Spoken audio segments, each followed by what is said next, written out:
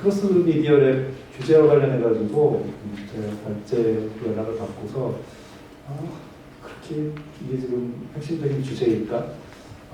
우리가 규제 개선할 여러 가지 사항들이 많은데 그 전체를 놓고 보면 미치는 영향이 저는 크지 않을 거라고 생각해요. 먼저 결론부터 말씀드리면 이거 허용해도 디지털 광고 쪽에 지상파 미디어 랩에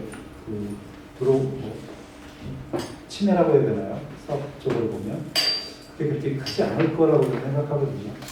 그런데 크지 않을 건데 뭐 개정하느냐 이런 뜻이. 또 반대로 얘기해서 피해 크지 않으면 그냥 누구나 할 수 있게 영역 풀어두는 게 어떨까라는 생각을 합니다. 오늘 제가 말씀드릴 거는 5가지 사항이고요. 제 입장은 이미 2020년 광고시장 활성화를 위한 규제 혁신 방안 연구 용역에서 우리 광고산업 활성화를 위해서 좀 제도 개선해야 될 것을 크게 보면 거래 규제, 형식이 양적 규제, 내용 규제, 혁신을 위한 제도 지원 이 큰 카테고리를 해놓고 각 카테고리별로 3개에서 5가지씩 사업을 넣어놨습니다. 개선 사항들을.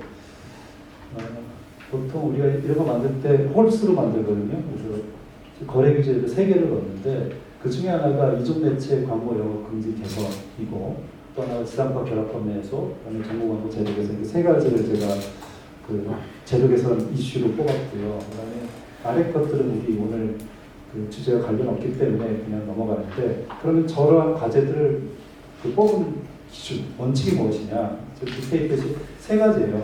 첫 번째는 규제가 이게 좀 실효성이 있느냐? 지금 2022년 이 시대에 대한민국에서 이 규제가 지금 먹히나?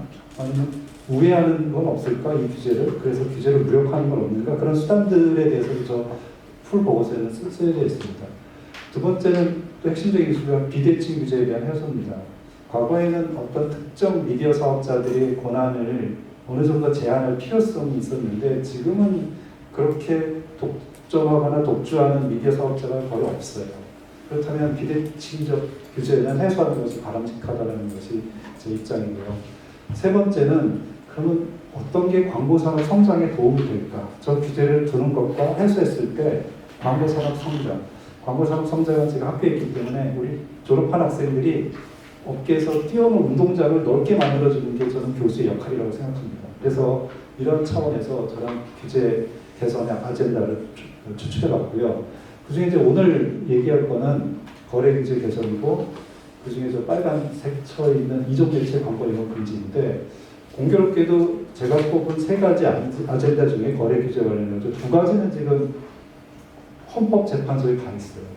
그런데 이종 매체 광고는 나무가 있지. 그건 뭐냐면 그만큼 나머지 이슈에 비해서는 이 임팩이 작다라는 거예요. 이거 풀어놔도 밑에 2가지의 것보다는 큰 업계에 미치는 영향이 크지 않을 거라는 것이라고 생각을 합니다.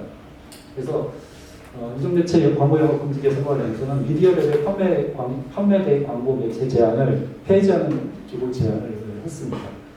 그러면 이제 오늘 이 발제를 준비하면서 또 밑에 이제 2가지 고민사항을 적어놨습니다. 첫 번째는 현재 미디어 환경 변화를 앞으로 펼쳐질 제도에 어떻게 반영할 것인가 하는 부분이고 저는 사실 이 미디어 랩법 자체가 우리가 단추를 잘못 깨었기 때문에 여기까지 왔다고 생각을 해요. 그래서 발제문의 앞부분은 미디어 랩이 어떻게 변화되어 왔고 그 중에 우리가 좀 놓쳤던 거 저렇게 잘했으면 지금보다는 더 좋은 환경이 아니었을까라는 생각에서 미디어 랩법의 변천사에 대해서 앞부분에 좀 논의를 했습니다.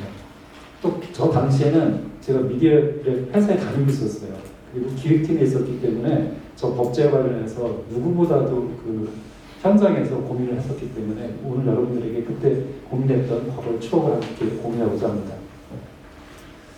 일단 미디어 랩의 등장 배경을 보면 유럽과 미국 2가지 사이드잖아요. 그래서 미국은 저 위에 나와 있는 판매 효율성하고 경영의 효율성 쪽에 방점이 찍어져 있고 그래서 개입을 하지 않습니다. 정부가 시장의 힘에 의해서 그 땅덩어리 넓은 데서 판매 조직을 효율적으로 해볼까? 그러니까 특히 라디오 같이 별도의 조직을 운영하는 판매 조직을 운영하는 것이 부담스럽기 때문에 결국 미디어백에 위탁을 주고 하는 것이 훨씬 판매나 경영의 효율성을 높일 수 있다고 생각했죠. 유럽은 그렇지 않고 공영방송, 공공성을 제한했기 때문에 제작과 영업의 분리라고 하는, 그래서 방송의 공공성을 좀 제고하고자 하는 어떤 철학적 목표가 있었고, 저희 나라는 1980년에 한국방송광공사법이 제정이 되면서 15조에 공사가 대행 위탁하는 방송 광고 외에는 광고 방송을 할 수 없다, 이렇게 조항이 생기면서 이른바 이제 독점 미디어 랩 체제가 80년 12월 31일 날 시작이 됩니다. 저 때는 사실 광고공사법도 많이 나왔어요. 왜냐면 저 때는 언론기본법이라고 해서 방송법, 신문법, 정관법이 다 폐지되면서 했기 때문에 우리 미디어 환경에 있어서는 어찌 보면 뭐 쿠데타와 같은 그런 변화였죠. 그러다가 저 체제가 정말 87년에 무너집니다. 여기는 반영이 안 됐지만 1987년에 다시 언론기본법 폐지가 되고 방송법, 신문법, 정관법이 부활이 됩니다. 그럼 저때 사실은 코바코법을 어떻게 할 것인가 고민을 했겠죠. 근데 그대로 둬요. 그래서 1987년부터 2000년까지는 코바코의 위상이 가장 힘들었던 때입니다. 왜냐면 언론기본법 폐지되면서 다 돌아갔는데 왜 너희는 안 돌아가? 너희 다시 돌아가야지. 그럼 코바코법 폐지하고 방송사에 다시 옛날처럼 돌아가야 돼요. 그게 못한 것이 이제 3년 동안. 그래서 견디다 못해서 2000년에 코바코가 법을 바꿉니다. 어떻게 바꾸냐면, 그래, 그럼 우리도 근거를 방송법에 두자. 미디어랩의 근거를 방송법에 두자 하면서, 저기 보이면 2000년 1월 22일에 방송법 73조 제5항에 한국방송광고공사와 대통령이 정하는, 그래서 저 크게 보면 두 사이드죠. 두 기업이 미디어랩을 할 수 있는, 그래서 복수의 미디어랩 체제로 전환되는 것이 2000년입니다. 그러니까 87년에 원래 다른 영역들은 다 원래로 돌아갔는데 못 돌아가고 저렇게 애매하게만 돌아가는 거죠. 그리고 시행령에 코바코와 이제 코바코가 설립 투자한 회사, 두 회사만이 이제 미디어랩을 할 수 있다라고 하고, 이것이 나중에 그 위헌 판결을 받으면서 헌법 불합치 판결을 받으면서 지금 오늘 우리가 보는 미디어랩이 탄생하게 된 거죠. 저는 그때 반대를 했습니다. 여기 방송법에 특히 이 방송법 시행령이 가는 거는 코바코 이상이 별로 도움이 안 된다라고 생각을 했습니다. 어쨌든 방송법이 바뀌었기 때문에 코바코법에 앞에서 얘기한 80년 12월 31일 날 만들어진 15조는 폐지가 되고요. 13조에 1항의 방송법의 의향이라고 하는 그 근거 조항이 들어갑니다. 그래서 나름대로 외압으로부터 방송법의 그 원법이 생겼기 때문에 힘을 받을 거라고 생각했는데, 저것이 거꾸로 위상의 발목을 잡게 되죠. 저는 저렇게 하지 말라고 했기 때문에 저때 제가 회사를 그만둡니다. 2000년 7월에 회사를 그만둡니다. 그리고 나서 2007년에 앞에서 우리 김상민 교수님 말씀하셨듯이 저 조항이 헌법재판소에서 불합치가 되면서 미디어랩의 독점 체제가 붕괴가 돼요. 그러고 나서 저 때도 또 사실 돌아가게 되는데, 그러고 나서 무려 5년 동안 논의해요. 새로운 법이 생길 때까지. 그러니까 저희가 이게 2007년에 하잖아요. 그러고 나서 2019년 10월 31일까지 2년의 시간을 줍니다. 불합치판에서. 저 2009년까지 못 만들고 2012년에 돼서야 지금의 현재 미디어 체제를 만드는데, 저 때는 제가 이제 학교에 있었으니까 경주 세미나에서 발표를 했어요. 미디어랩 제도에 있어서의 회색지대는 없다. 미디어랩이라는 것은 지금 코바코 체제적 독점으로 가든지 아니면 시장에 풀어놔서 누구나 하든지 방송사가 자율적으로 하든지 이렇게 선택권을 줘야지 법으로 강제해놓고 하는 것은 바람직하지 않다라고 얘기를 했습니다.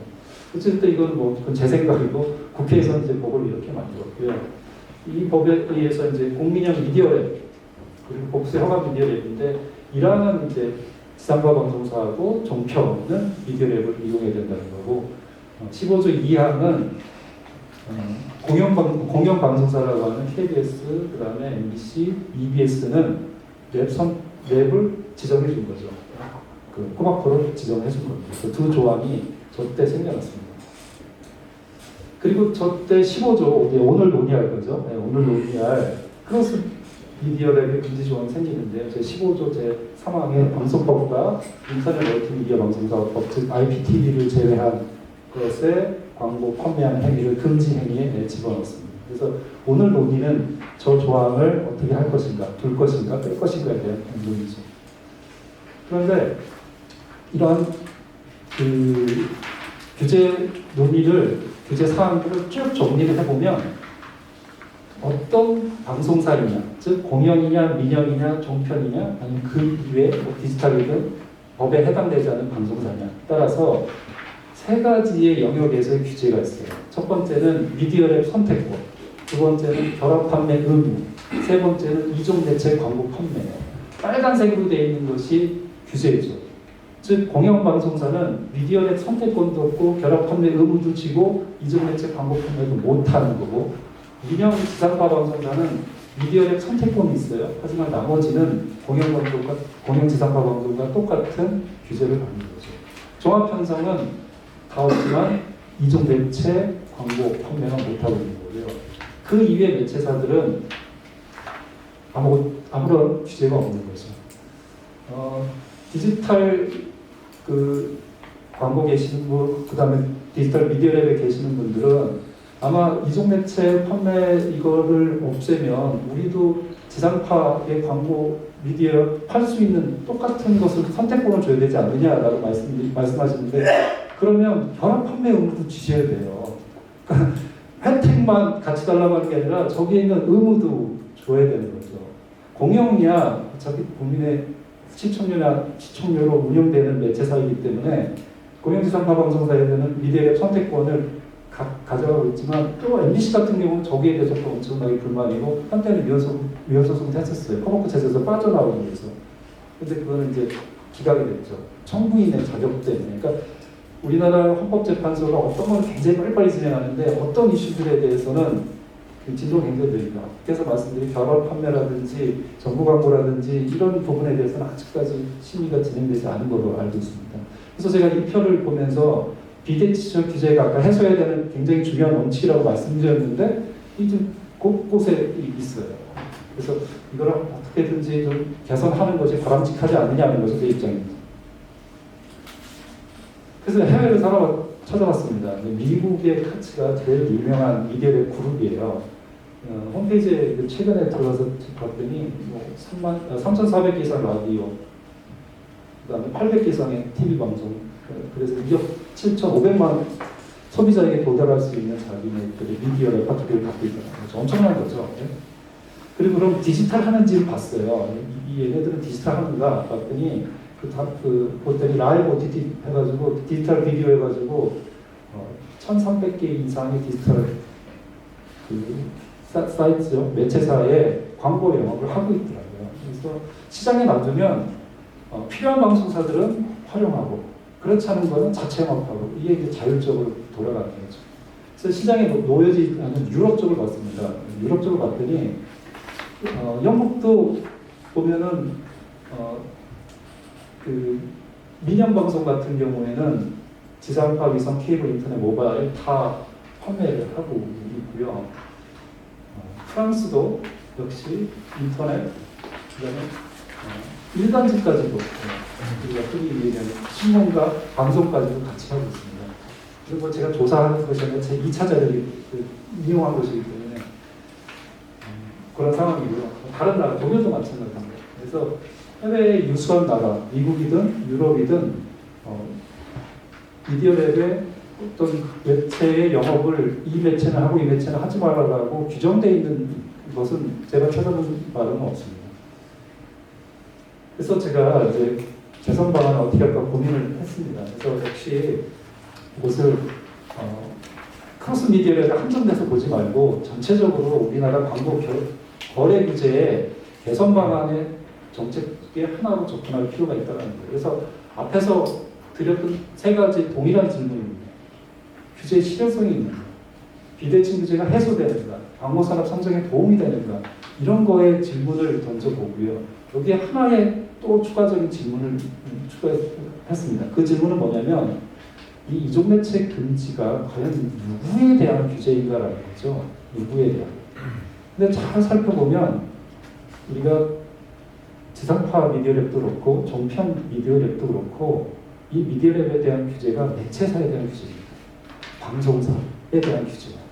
근데 이 이종매체 영업 제한은 방송사에 대한 규제가 아니라 판매회사인 미디어랩에 대한 규제거든요. 그러니까 미디어의 공정성, 공공성, 미디어의 어떤 파워, 미디어의 파워의 남용을 막기 위해서 만든 규제인데 사실상 이것이 미디어랩에 대한 규제로 활용되고 있고 또 뒤에서 말씀드리겠지만 미디어랩의 매체사는 40%밖에 주인이 아니에요. 60%는 매체사 아닌 사람이 주주예요. 왜냐하면 소유구조 제한 때문에 그렇습니다. 그러면 미디어랩의 40% 주인을 위한 미디어랩의 40%의 주인을 위한 규제가 이렇게 정당하냐 하는 질문을 드린 거죠. 그래서 제가 세 번째 질문을 하나 넣었습니다. 그 다음에 두 번째 앞서도 의문에 서론에서 말씀드렸듯이 지금 방송 광고 시장하고 인터넷 모바일 광고 시장하고 누가 더 우월적 지위를 지니고 있느냐 하는 거죠. 아마 절반 이상이 인터넷 모바일이에요. 광고 시장. 그리고 제가 오늘 아침에도 이 광고주협회 모임에 있어서 갔다 왔는데 광고주분들이 그러더라고요. 이제 그 위에 분들이 뭔가 새로운 시도, 광고주가 할 수 있는 새로운 마케팅, 새로운 광고 시도해야 되는데 새로운 시도할 수 있는 플랫폼은 저기 디지털 세상밖에 없다는 거예요. 그래서 거기서 뭔가 새로운 거 하고 거기서 인기를 끌거나 효과가 좋으면 또 확장하고 뭐 이런다는. 그래서 요즘 이제 넷플릭스가 광고 넣는다는 거잖아요. 그럼 그 대기업 광고주도 물어보세요. 그랬더니 일단은 넣으면 돼요. 왜냐하면 안 넣고 있다가 거기서 잠깐 혼나니까 일단은 그래서 디지털은 무조건 실험의 장으로 활용할 수 있다는 거예요. 근데 이 전통적인 미디어 광고 시장은 그렇게 융통성도 없고 유연성도 지금 떨어지는 거죠. 그런데 거기에 지금 규제까지 하나 더 있으니까 어찌 보면 주도적인 운동장에서 지금 뛰고 있는 것이 아니냐라는 생각을 하고 있습니다. 그다음에 세 번째가 이제 광고주의 니즈를 반영하는 상품 서비스 개발이 누구의 의무라는 거죠. 이건 판매사의 의무예요. 어떤 미디어랩이든지 고객이 원하는 것을 내 판매 혹은 서비스의 레퍼토리에 집어넣어야 되는 거죠. 이게 이제 법으로 안 된다고 해서 지금 못하고 있는데 규제를 풀어주는 그런 부분에서 진출하는 것이 그 업을 운영하는 사람, 영위하는 사람들이 저는 의무라고 생각을 합니다. 그래서 이런 것을 종합해 봤을 때 제가 생각하는 것은 세 가지예요. 첫 번째는 허가 미디어의 제도에 대해서도 우리가 한번 고민을 해보자는 거죠. 밑에 있는 이종매체 너무 지역적인 문제에 매달리지 말고 허가 미디어 제도가 과연 필요할까? 지금 이 시점에서? 그래서 저는 시효 소멸의 어떤 분기점이 오가고 있다는 거예요. 이게 이미 87년에 놓쳤고 2007년에 놓쳤고 우리가 여러 번 놓쳤는데 이번에도 한번 놓치지 말고 한번 고민해보자는 거고.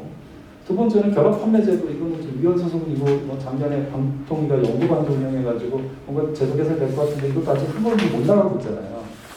이거는 이종매체보다 더 큰 사실은 산업의 합리적인 행태가 아니잖아요. 누구나 다 알고 있잖아요. 그래서 이런 부분. 그 다음에 이종매체 판매 금지도 무지의 명분이 이제는 좀 약화되지 않았느냐 하는 것이 제 생각입니다.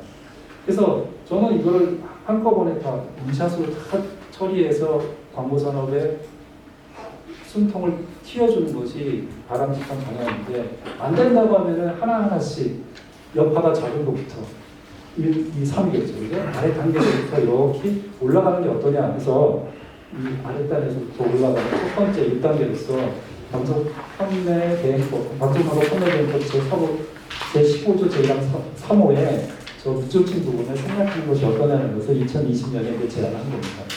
근데 이제 요거만 삭제를 하면 앞에 뭐 목적이라든지 뒤에 뭐 업무라든지 이런 부분이까지 손대야죠. 요거만 되면 가능하냐라고 이렇게 비판하시는 분도 있고 그런 문건도 받고 아마 한광수 교수님 발표를 봤는데 앞에 목적은 사실 이거와 크게 관련성은 없어요. 방송광고 판매 대행법의 목적은 방송광고 시장